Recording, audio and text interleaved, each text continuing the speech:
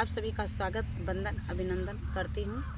आइए आप सभी के बीच एक बहुत प्यारा सा लाए हैं सोहर गीत। जैसा भी लगेगा कमेंट कीजिएगा, फुल आवाज के साथ सपोर्ट कीजिएगा। अच्छा लगे तो वीडियो को लाइक शेयर जरूर कीजिएगा।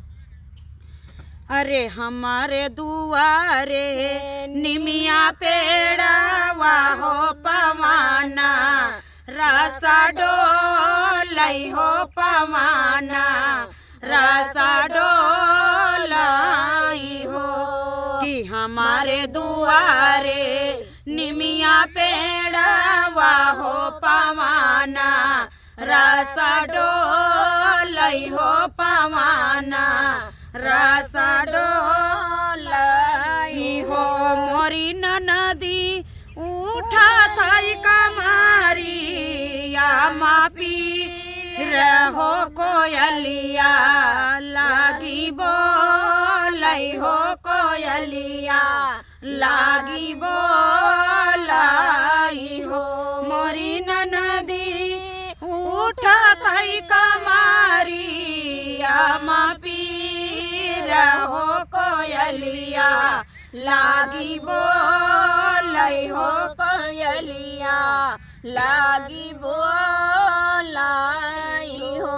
यतनी बचाना सुनई ना नदी हो तो सासू के बोला मई हो तो सासू के बोला मई हो।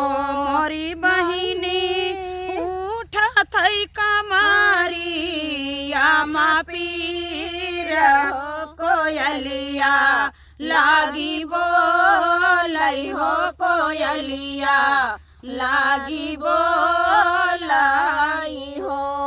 एक पहाड़ा की कबीर उठा ले, दूसरा पीर उठा ले, दूसरा पीर उठा ले, दूसरा पीर हो।